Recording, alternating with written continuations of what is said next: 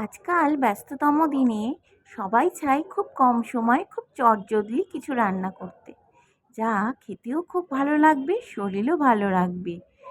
আজকে আপনাদের জন্য রইল লাউ দিয়ে মাছের ঝোল। এখানে আমি রুই মাছ ব্যবহার করেছি, আপনারা চাইলে যে কোনো মাছ ব্যবহার করতে পারেন।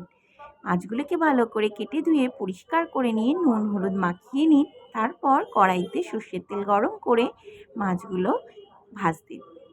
মাছগুলো ভাজা হচ্ছে ততক্ষণে আমি লাউটাকে ভালো করে কেটে নিলাম। এখানে এরকম বড় বড় সাইজের ডুমো ডুমো করে লাউটা কেটে নিতে হবে, তাহলে ঝোলটা খেতেও ভালো লাগবে, দেখতেও ভালো লাগবে। লাউ কাটা হয়ে গেছে, এবার লাউটা ধুয়ে পরিষ্কার করে নেব। তারপর কড়াইয়ের মাছগুলো এপিট ওপিট করে ভালোভাবে ভেজে নেব। মাছ এখানে ভালো করে ভাজা হয়ে গেলে পাশে লাউটাকে সিদ্ধ করতে দেব। লাউটা হালকা সিদ্ধ হয়ে গেলে এবার এখানে মাছ ভাজাও হয়ে গেছে, মাছ ভাজাগুলোকে তুলে নিলাম।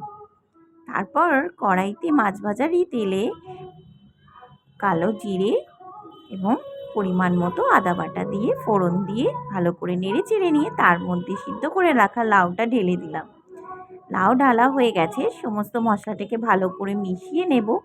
এরপর এর মধ্যে কাঁচা লঙ্কা, হলুদ গুঁড়ো, নুন দিয়ে ভালোভাবে ফুটে গেলে ঝোলটা, তার মধ্যে ভেজে রাখা মাছগুলো দিয়ে দেব। ঝোল ফুটে গেলে তার মধ্যে পরিমাণ মতো জিরে গুঁড়ো এবং স্বাদ অনুযায়ী চিনি দেব এবং ফুটে গেলে মাছের ঝোল রেডি। এবার গরম ভাতের সাথে খেয়ে দেখুন, আপনার সারা দিনটাই খুব ভালো কাটবে এবং শরীরও খুব ভালো থাকবে। আশা করি আপনাদের রান্নাটি ভালো লেগে থাকবে।